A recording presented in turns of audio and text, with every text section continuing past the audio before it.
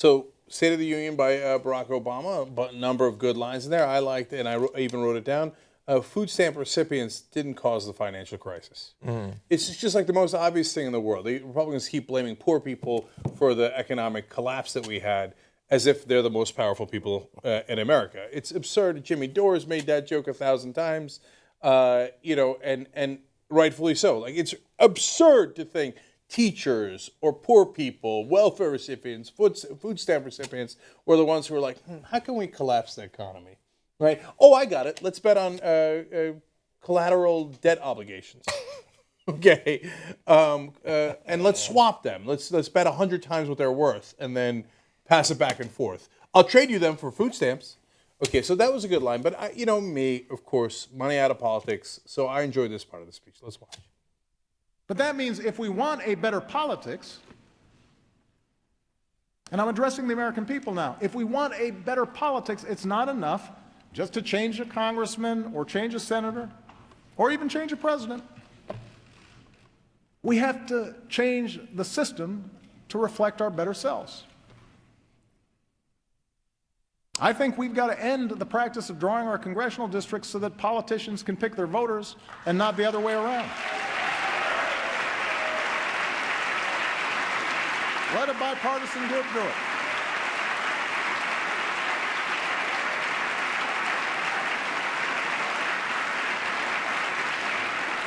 I believe we've got to reduce the influence of money in our politics so that a handful of families or hidden interests can't bankroll our election.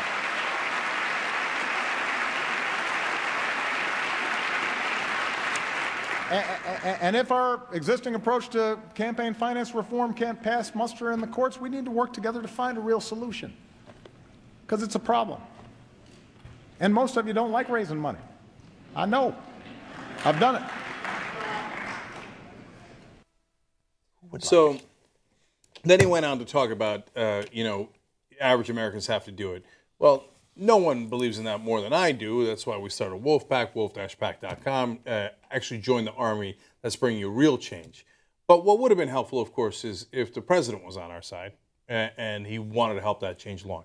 Now, from time to time, President Obama has mentioned that he's in favor of an amendment to get money out of politics. And I'm saying that this was the best line in the speech, the best part of the speech.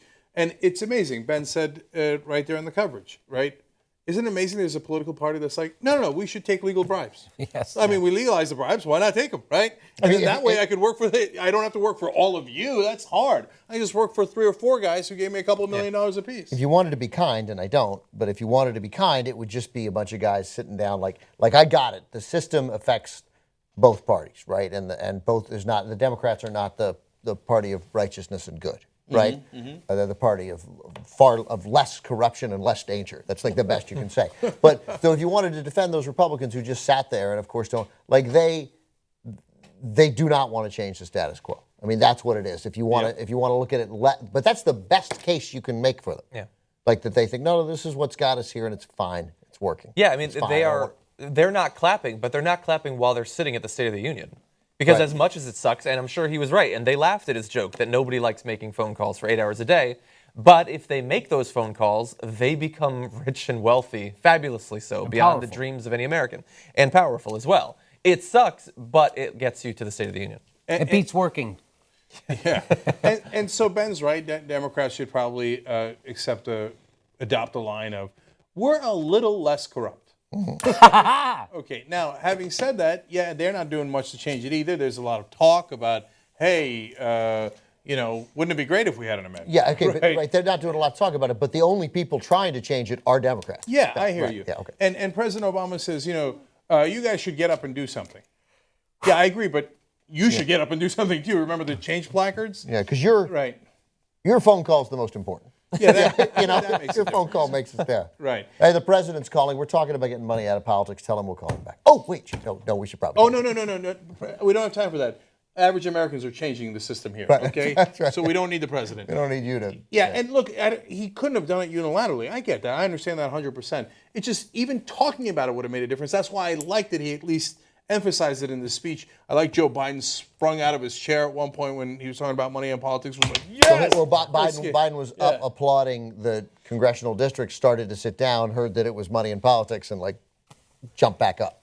Yeah, and so, and it goes to the heart of this speech overall, and both what I liked about it and what I had problems about it, which is that he finally started making his own case a little bit. And I just wish he'd done that for 7 years. Yeah, And no so, question. like, if he had for 7 years talked about Jesus Christ, did you see, name a Senator McCain, right? Took $150,000 from this company. I mean, the company's going to want something back for the $150,000. John, what are you going to give him for the $150,000, right? Or, Senator Graham, you took $1.5 million from Lockheed Martin. Jesus, what did you promise them? Can you imagine if the president said that?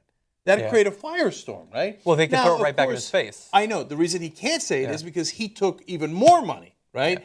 And hence the corruption, and hence why President Obama didn't do anything. I like that he's saying it in the speech so that it gets more attention and more Americans talk about it.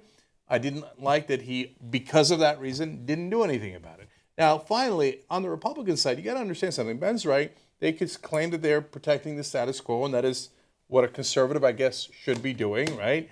Because fight change, fight all change. I don't want any change, right? Unless the change is lower tax cuts for billionaires, in which case I love that change, right? But the reality is the guy who's winning on the Republican side is the one who says, yeah, the system sucks. Yeah, that's right. It's corrupt, and all these guys are owned. I'm the only guy who's not owned, right? And so he's not going to do a damn thing about it either. Exactly. But it's resonating with the Republican voters because the Republican voters are Americans, and they don't like their politicians being bribed either. Yeah. And so they hate that. And when they see the Republicans sitting on their hands like, oh, yeah, no way, money in politics is awesome.